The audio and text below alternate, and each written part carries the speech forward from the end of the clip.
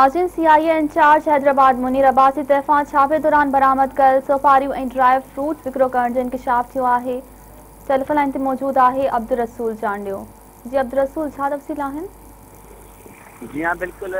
CI police Hyderabad तरफां कुछ ॾींहं अॻु अटड़ी बाईपास ते कार्रवाई कंदे 4 करोड़ रुपयनि खां वधीक मालियत जो ड्राई फ्रूट्स ऐं सुपारियूं हथ कयूं वयूं हुयूं। जंहिंखां पोइ वापारी आहे नौमान मेमन तरफां एसएसपी हैदराबाद खे दरख़्वास्त कई हुई, त उन्हनि हुन ॼाणायो वियो दरख़्वास्त में त उन्हनि पुलिस तरफां हथ कयल उन्हनि जूं जेके सोपारियूं ऐं ड्राई फ्रूट्स आहे उहो सीआई इंचार्ज मुनीर अब्बासी तरफां विकिरो कयो वियो आहे।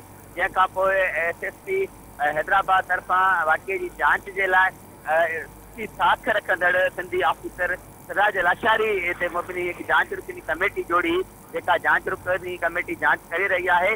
पर उन मुसलसिल कुछ ॾींहं गुज़रण खां पोइ जांच रिपोर्ट तरफां प्रोग्रेस न ॾिनो वियो आहे। जंहिंखां पोइ एआईजी हैदराबाद रेंज तरफां उन वाक़िए जो नोटिस वरितो वियो आहे। जंहिंखां पोइ एआईजी हैदराबाद एसएसपी जामशोरो अमजद शेख जी सरबराही रुकनी जांच कमेटी जोड़ी आहे, जेका इन सॼे मामले बाबति जांच करे रही है। जैसे त वापारी नौमान मेमन तरफां एडिशनल आईजी हैदराबाद के दरख्वास्त दी वही, जैसा एडिशनल आईजी हैदराबाद तरफां यह जांच रुकनी कमेटी मुक़रर कई वही है, जेका सीआई इंचार्ज हैदराबाद मुनीर अब्बासी खिलाफ जांच करे रही है। जी अब्दुलरसूल, जी मेहरबानी।